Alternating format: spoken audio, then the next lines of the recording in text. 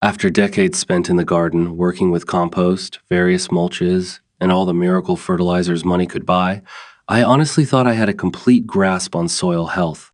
Then, I decided to conduct a surprisingly simple experiment using just two humble items: old cardboard and biochar. Both are inexpensive and easy to source, but they are known for treating soil problems in fundamentally different ways. The outcome was so profound that it completely upended my long-held gardening assumptions. In one test plot, the soil sprang to life almost instantly, showing an explosion of activity. In the second plot, progress was initially slow and quiet, even a little underwhelming. However, weeks later, I realized I was witnessing a different kind of success: the quiet construction of long-term, powerful resilience.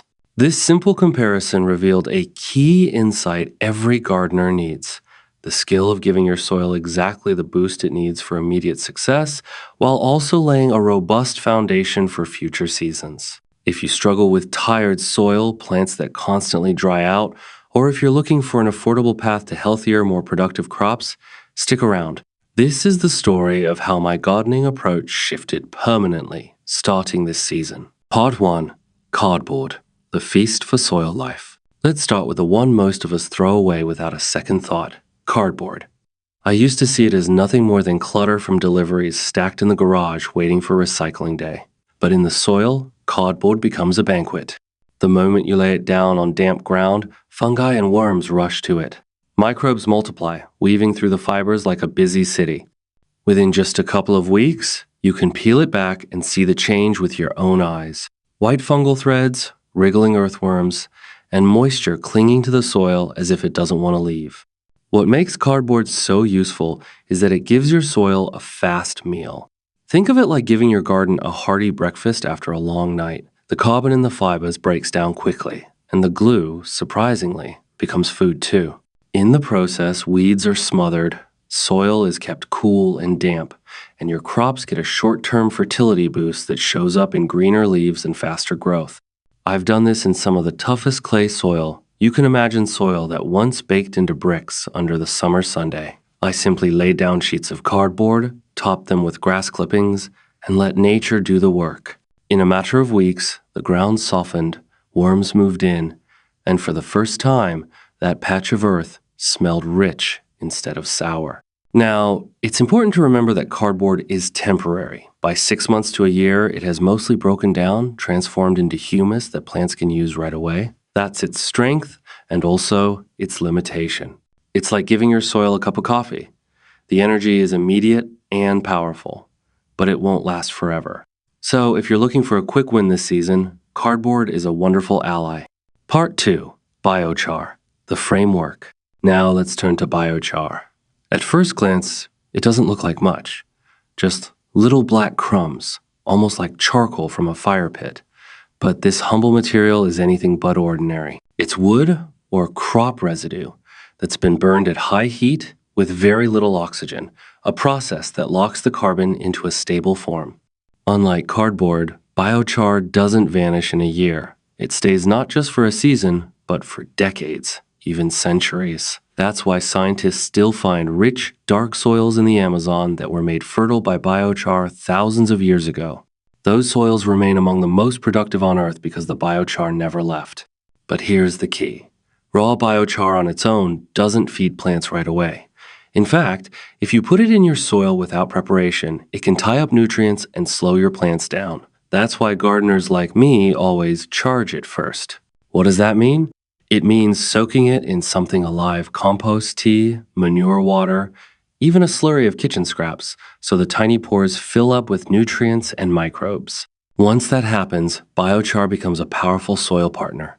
Think of biochar as the skeleton of your soil. It doesn't provide the food itself, but it creates the permanent structure. Each tiny pore is a home for bacteria and fungi, a storage locker for nutrients, a sponge for water during dry spells. Once in place, biochar quietly strengthens your soil season after season. I remember when I first tried it. The first few weeks, growth was nothing special. Honestly, I was disappointed. But by mid-season, the difference was undeniable. My bean plants in the biochar bed were sturdier, the leaves darker, the soil holding moisture even after several hot days without rain. And the best part? That biochar will keep on working long after this season ends. I won't need to add more every year. It's a one-time investment that pays back for the rest of my gardening days. Part 3. The side-by-side. With so many claims out there about what works best in the garden, I decided it was time to stop guessing and run a true side-by-side test. I made 2 beds, each about 1 meter square, right next to each other so conditions would be as equal as possible. In the first bed, I shredded plain brown cardboard into strips about 2 inches deep and spread it evenly. To keep it from blowing away and to help it break down faster, I topped it with fresh grass clippings and a light layer of soil. Right away, I knew worms would be interested. They love that combination of carbon and nitrogen. In the second bed, I went with biochar, but not raw biochar. I soaked it in compost tea for 3 days, stirring it now and then until it smelled rich and earthy. Then, I mixed it into the top 6 inches of soil at about a 10% ratio. Not too much, not too little, just enough to provide structure without overwhelming the soil. To keep the test fair, I planted the same crops in both beds: lettuce and beans. Lettuce is a shallow feeder that loves quick nutrition, while beans, being legumes, help fix nitrogen and show how soil structure affects root growth. It was the perfect combination to reveal what was happening underground. And then the waiting began. Within 2 weeks, the difference was already obvious. The cardboard bed came alive first. When I peeled back the mulch, worms were everywhere. Fungal threads stretched like white lace across the fibers. The soil underneath felt softer and more moist compared to the bare control bed. And above the soil, the lettuce looked happier, taller, and greener. It was the classic short-term boost that cardboard is so good at giving. Meanwhile, the biochar bed looked quiet, almost too quiet. The lettuce was smaller, the beans slower to sprout, and I wondered for a moment if I'd wasted my time. But I reminded myself, biochar is never about instant results. It's about the long game. Sure enough, by week 4, I started noticing a shift. After irrigation, the soil in the biochar bed stayed damp longer. The beans were darker green, sturdier, and their roots reached down more confidently. By the time summer was in full swing, the beans in the biochar plot were flowering heavily, and when harvest came, they gave me slightly more pods per plant than the cardboard bed. It was as if the cardboard had given my soil a sugar rush, bright, exciting, fast, but the biochar was building strength quietly in the background, preparing my garden for season after season. Part 4. Lessons from the test. That side-by-side test taught me one of the most important lessons of my gardening life. Soil doesn't want a single miracle cure. It wants balance. Cardboard works like a meal for soil life. It feeds the microbes, invites the worms, and kickstarts fertility right away. It's the perfect choice if you need a quick turnaround, if you're trying to smother weeds, or if you simply want to see fast results in a brand new bed. Biochar, on the other hand, doesn't give you a feast. It gives you a house, a framework, a permanent structure where microbes can live safely, where nutrients stay put instead of washing away, and where water waits patiently for plant roots. It doesn't dazzle you in the first few weeks, but it quietly transforms your soil into something resilient. The biggest mistake gardeners make is thinking they have to choose between them. But the truth is, they work even better together. Imagine layering biochar into the soil as a foundation, then laying cardboard on top as a mulch. You get the quick fertility of cardboard, feeding your plants right away, and the lasting stability of biochar, improving your soil for years ahead. It's the best of both worlds, and it mirrors how forests work in nature. Fresh organic matter falling on the surface every year, while deep carbon stays locked below. That test changed the way I see soil building forever. It's not about chasing the one magic ingredient. It's about knowing when to give your soil food for today and when to give it structure for tomorrow. And when you do both, the results are nothing short of remarkable. Part 5. Real-life applications. You can try today.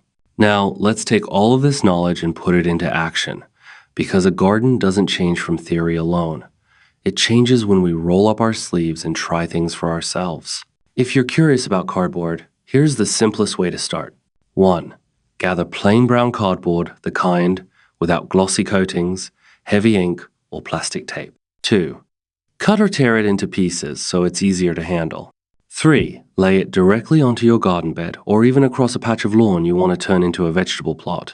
Overlap the edges so weeds can't sneak through. 4. Then, and this step is important, cover the cardboard with something organic. Grass clippings, fall leaves, straw, or a thin layer of compost. This top layer keeps the cardboard moist and worm-friendly, and it also prevents it from drying out and blowing away. Within weeks, you'll see the soil softening underneath, and by the next planting season, you'll have a bed that feels like it's been resting and rebuilding all winter. If biochar catches your interest, the key is preparation. Don't just toss raw biochar into your soil. Instead, think of it as an empty sponge. Before it can help your plants, it has to be filled with nutrients and microbes. 1. You can soak it in a bucket of compost tea for a few days, or stir it into a pile of manure so it absorbs all that goodness. Some gardeners even pour their kitchen scrap slurry over it to give it life. 2.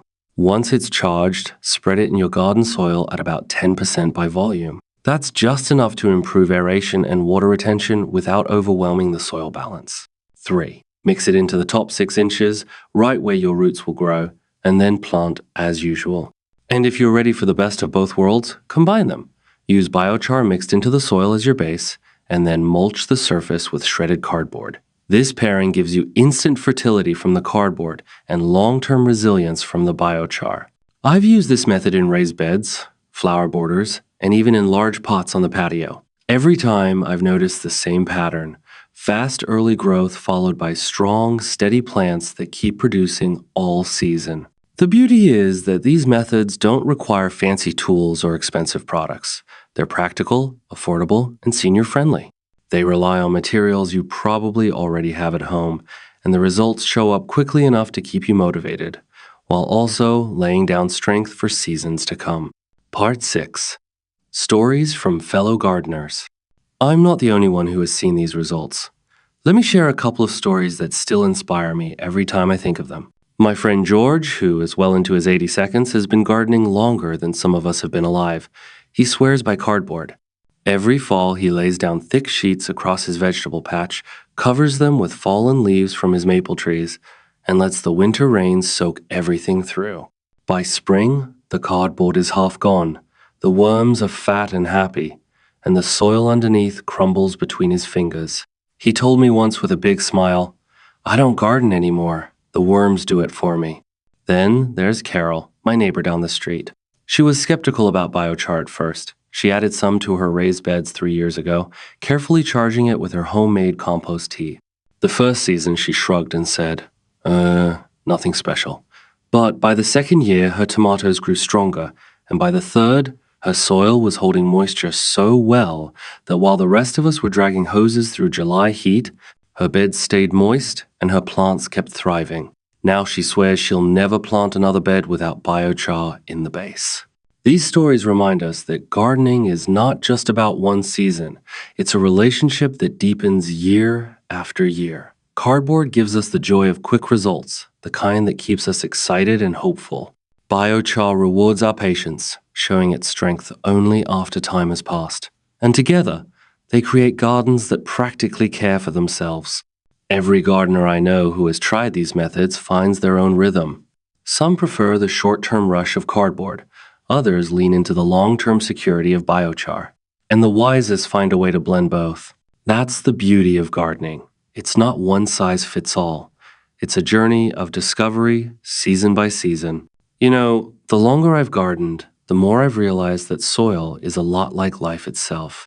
Cardboard and biochar taught me lessons that go far beyond the garden bed. Cardboard reminds us to enjoy the small wins. It breaks down quickly, it feeds the soil right away, and within a few weeks, you see greener leaves, faster sprouts, and happy worms. For those of us over 50 or 60, that's a gift. We don't always want to wait years to see results. Sometimes, we just need a quick boost to keep our spirits high, to remind us that change is possible, even in tough soil. But biochar, on the other hand, whispers a different lesson. It doesn't give you instant gratification. In fact, at first it might even look like nothing is happening. But over time, it proves its value. It creates stability, resilience, and strength that will last long after we're gone. Isn't that what so many of us are thinking about these days? Not just the joy we get today, but the legacy we leave behind. When I add biochar to my soil, I like to think of my grandchildren. Someday, they may dig into this same patch of earth and find soil that's richer, healthier, and more alive because of a choice I made years earlier. Cardboard gives me the joy of now. Biochar gives me the satisfaction of knowing I've built something for the future. And that's a powerful reminder. Gardening isn't just about plants. It's about patience. It's about the balance between quick rewards and long-term investment. It's about nurturing today while preparing for tomorrow. So, what did this simple cardboard versus biochar test really prove? Not that one is better than the other, but that together they show us the full picture of what soil really needs. Cardboard teaches us that soil, just like people, thrives when it's fed. It needs energy, moisture, and organic matter to stay alive. Biochar teaches us that structure matters too. Without a stable backbone, fertility fades away too quickly. When you use both, you create something close to nature's perfect system. Fresh organic matter on top, breaking down season after season. Stable carbon below, holding the framework together. It's the balance of quick energy and lasting strength, and it can transform even the poorest patch of soil into a thriving garden. So, if you want fast results this year, start with cardboard. If you want soil that keeps improving year after year, add biochar. And if you want the richest, most balanced soil of your life, use both together. That's the path to a garden that almost seems to care for itself. As we age, gardening becomes more than a hobby. It becomes a companion, a teacher, and sometimes even a healer. The soil gives back what we give to it, and with simple choices like these, we can create gardens that feed us with beauty, nourishment, and joy, while leaving behind fertile ground for those who come after us. Strongly encourage you to move beyond theory. Don't simply accept my findings. Get your hands dirty and test these materials yourself. Discover the difference that cardboard, biochar, or both combined can make in your garden beds. The true power doesn't lie in the materials themselves, but in your own commitment to continuous learning, experimentation, and growth as a gardener. Thank you for joining me today. If this approach to soil health resonates with you, please consider sharing this information with a fellow gardening enthusiast. To continue exploring simple, practical methods for cultivating richer soil and more resilient plants, be sure to follow along for more. We'll keep uncovering season after season how everyday materials can revolutionize everything we know about growing.